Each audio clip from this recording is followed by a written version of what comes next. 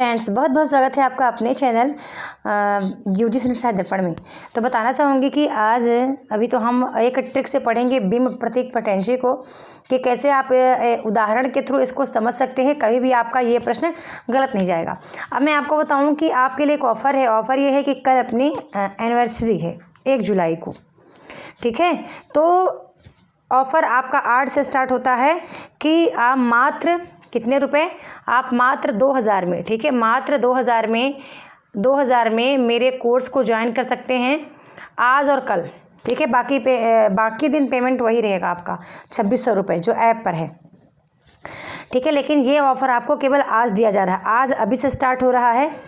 Okay friends, आज अभी से स्टार्ट होता है, जब से आप वीडियो देख रहे हैं और अभी से स्टार्ट हो रहा है। और ये रहेगा कल शाम को 7 बजे तक, कल शाम को 7 बजे तक रहेगा। शायद है कि कल मैं आपको ये वीडियो ना बना पाऊँ, है ना, क्योंकि अपना प्लान है कहीं घूमने बच्चों के साथ कहीं मतलब लेके जाने का।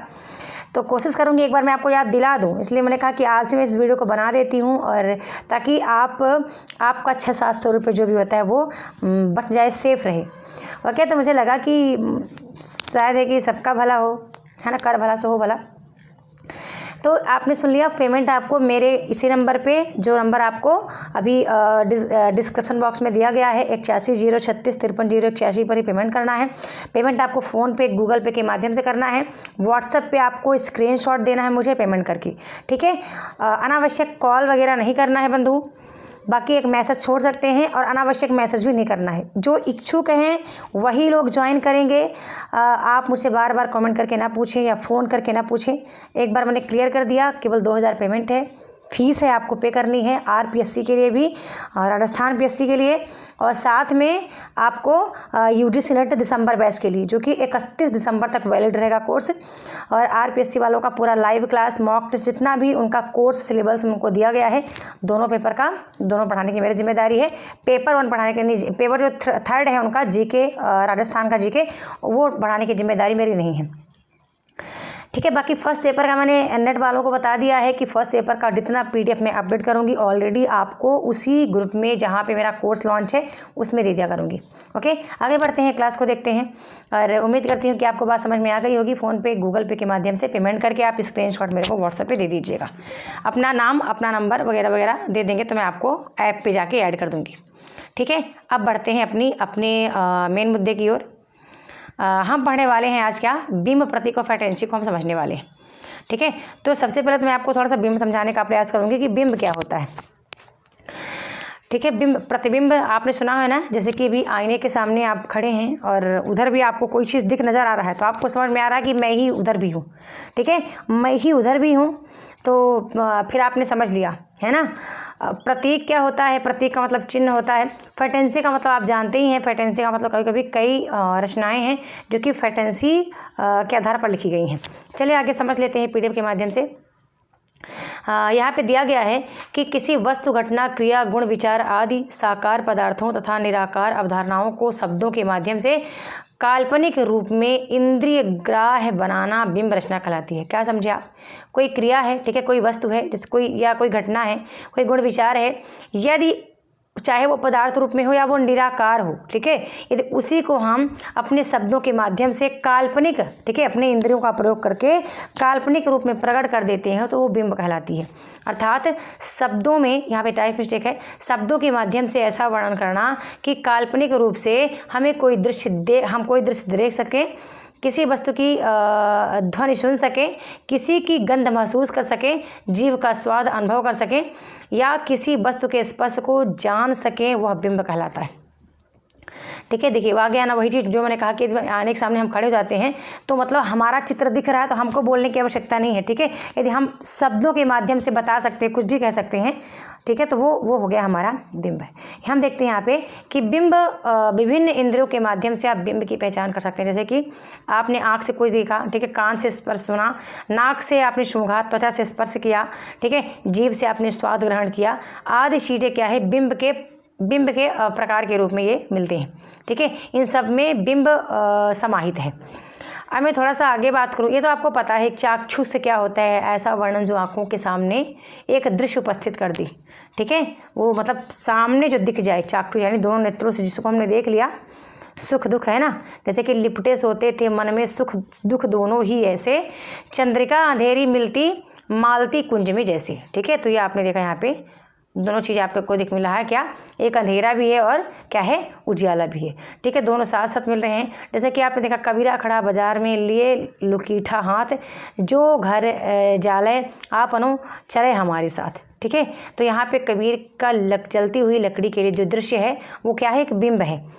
ठीक है, यहाँ पे बिंब के कई उदाहरण हैं। ऊंची कौच माला कहाँ लेकर बंधनवार, किस सुकृति का द्वार रचब जहाँ बंधनवार। अब देखेंगे कि आपके यहाँ पे जो क्रौंच एक पक्षी होता है, ठीक है, तो आसमान में उड़ते हुए क्रौंच पक्षी का दृश्य यहाँ पे देखने को मिल रहा है। अब हम देखते हैं कि वो हमारा चाक्षुष बिंब हो गया। श्रवण बिंब है जिसको आप सुन के आभास कर लें। ठीक है, जिसको मात्रा आप जैसे कि सनसनाती सांझ सोनी वायु का कठला खनकता। ठीक है, झींगरों की खंजड़ी पर सांझ का बीहड़ जरता। अब मतलब आपको इस सनसन हवा आपको मिल रही है ना, तो आपने जो फिर कानों से श्रवण किया आप समझ गए कि ये कैसा, मतलब ये श्रवण बिंब है। ठीक है, बहुत से घन घमंड नभ गरजत घोरा, सिय विहीन डरपत मन मोरा। ठीक है, तो बादल गरजने की ध्वनि है। अब घ्राण यानी सूंघना एक घ्राण बिंब होता है, जिसको केवल आप सूंघ करके आप पहचान सकते हैं कि ये क्या चीज़ है। ठीक है, सूंघ करके। और स्पर्श बिंब है जिसको आप स्पर्श छू करके बता सकते हैं कि कौन सा बिंब है। जैसे कि ऊन सी है धूप की गर्मी मुलायम, है खिला पीता न पानी, पानी न पीता जीवन फूल को। अब इसको आप कैसे आपको कैसे पता चलेगा कि कौन सा बिंब है। ठीक है, कौन सा बिंब है नहीं पूछा जाता, लेकिन बिंब तो आता है। तो इस तरह के यदि उदाहरण अभी आगे और आप देखेंगे, जब प्रतीक का उदाहरण देख लेंगे आप, प्रतीक के साथ साथ आप फटेंसी का एग्जाम्पल देख लेंगे, तब आपको बिंब का एग्जाम्पल भी ऑलरेडी समझ में आ जाएगा। ठीक है, तो हम देख रहे हैं कि यहाँ पे जो दिया गया है, ऊन के स्पर्श का अनुभव होने के लिए यहाँ पे बोला गया है। यहाँ पे मना हो अगिन के उठाई पहारा और झारी लागहे अंग अपारा, तो आग की लपटों की तपन का अनुभव यहाँ पे है। ठीक है, स्वाद बिंब आप जानते हैं, यहाँ पे देखो जीभ के खट्टे स्वाद का अनुभव हो रहा है। ठीक है, तो आगे जब प्रतीक की बात करते हैं। ठीक है, शायद बिंब आपको समझ में आया कि नहीं समझ में आया। बिंब कितने प्रकार के होते हैं, 4 प्रकार के होते हैं। ठीक है, अभी आपने देख लिया। बिंब देखो स्पष्ट दिखता है, जिसको आप बिल्कुल कानों से देख रहे हैं, आँखों से सुन रहे हैं, कानों से सुन रहे हैं, आँखों से देख रहे हैं, जीभ से स्वाद ले रहे हैं। ठीक है, जिसको सूंघ पा रहे हैं। यदि ऐसे वाले शब्दों का कोई वर्णन आता है, समझ जाना वो बिंब है। अब आप प्रतीक की पहचान कैसे करेंगे, तो अपने रूप गुण कार्य विशेषताओं की समानता एवं प्रत्यक्षता के कारण जब कोई वस्तु या कार्य किसी अप्रस्तुत वस्तु, विचार, क्रियाकलाप, देश, जाति, संस्कृति आदि का प्रतिनिधित्व करता हुआ प्रकट किया जाता है, तब वह प्रतीक कहा जाता है। ठीक है, हम देखते हैं कि बिंब में वस्तु के, देखो अब आ गया ना, बिंब में वस्तु के निश्चित मूर्त साक्षात स्वरूप का आभास होता है। वहाँ प्रतीक में वहीं प्रतीक में किसी मूर्त साक्षात स्वरूप का आभास होता है। वहाँ प्रतीक में किसी मूर्त स्वरूप के द्वारा विचार का आभास होता है। जैसे कि देखो आ गया ना, दीपक और तिरंगा मूर्त रूप हैं जो क्रमशः भारतीय राष्ट्रीयता के प्रतीक हैं। देखो बिंब आपने समझ लिया और आपने प्रतीक समझ लिया, है ना। दीपक, जैसे दीपक का कोई वर्णन आ रहा है या तिरंगा का वर्णन आ रहा है या फिर राष्ट्रीय चक्र का वर्णन आ रहा है, तो आप समझ जाएंगे ये हमारे राष्ट्रीयता के प्रतीक है। प्रतीक यानी चिन्ह, कुछ ऐसा वर्णन आया जिससे आपको किसी के चिन्ह की ओर इंगित कर रहा है वो वाक्य, तो समझ जाएगा यहाँ पे प्रतीक है।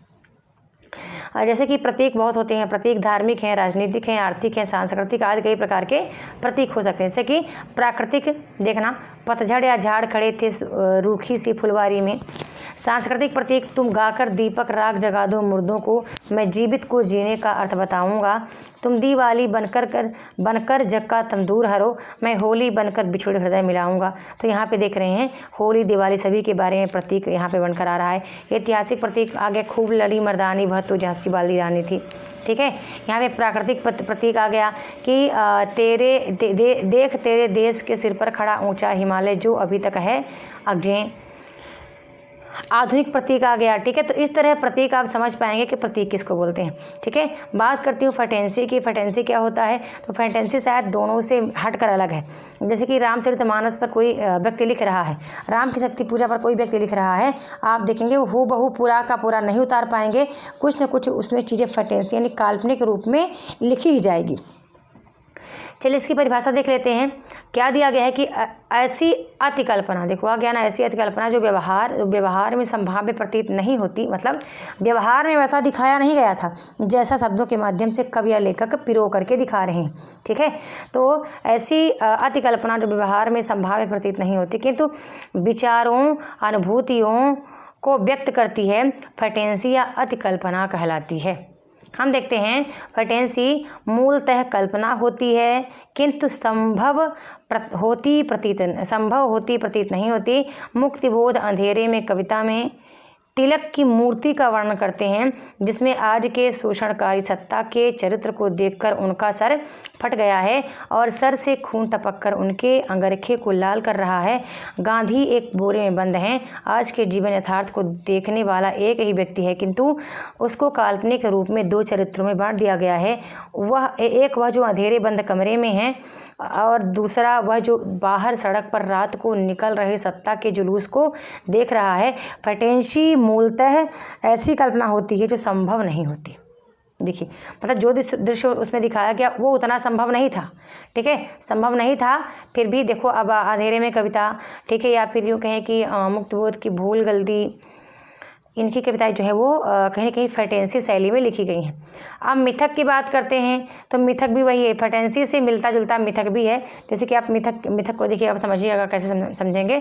वे ऐतिहासिक पौराणिक कथाएं एवं कथा जो किसी गहरे जीवन सत्यों का प्रतिनिधित्व करते हैं, मिथक कहलाते हैं। रामायण व महाभारत धर्म युद्ध की मिथकी कहानियाँ, राम रावण, ठीक है, यहाँ पे मिस्टेक राम रावण कृष्ण होगा, ठीक है, कृष्ण होगा, यहाँ पे मिस्टेक है। कृष्ण, अर्जुन, भीष्म, धृतराष्ट्र हमारे मिथक हैं जो जीवन मूल्यों या मूल्यहीनता के द्योतक हैं। साहित्य में ऐसी ऐतिहासिक पौराणिक कथाओं एवं उनके पात्रों का प्रयोग बहुत हुआ है।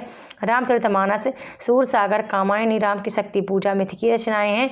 दीपक ज्ञान का तिरंगा भारतीय राष्ट्रीयता का प्रतीक है, किंतु ये मिथक नहीं है क्योंकि इनमें पौराणिकता नहीं है। किंतु राम और रावण अपने कंधाई संदर्भ में मिथक हैं, लेकिन बिना कथक के वे धर्म, कथक नहीं मिथक होगा, ठीक है, यहाँ मिस्टेक है, बिना मिथक के वे धर्म और अधर्म के प्रतीक भी हैं। ठीक है, इसके आगे काफ़ी सारे क्वेश्चन हैं तो ये मैं ग्रुप में ऑलरेडी करवा दूँगी, है ना, आप परेशान मत होइएगा। जो ग्रुप वाले हैं ऑलरेडी इनको ये पूरा PDF मिल जाएगा और आज मैंने पूरा PDF ऑलरेडी मर्ज कर दिया है ना, वो आपको थोड़ी देर बाद शो करने लगेगा। जितना आपको कोर्स पढ़ना है पूरा कोर्स मैंने ऐप पे जाके मर्ज कर दिया है फ्रेंड्स।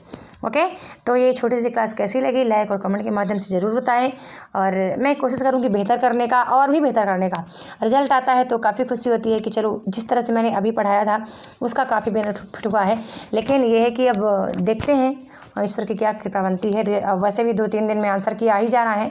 NTA ने कई बार आपको बताया है कि आपका आंसर की जुलाई के फर्स्ट वीक में जारी कर दिया जाएगा, है ना। ठीक है, तो मिलते हैं नेक्स्ट वीडियो में, तब तक के लिए बहुत बहुत धन्यवाद।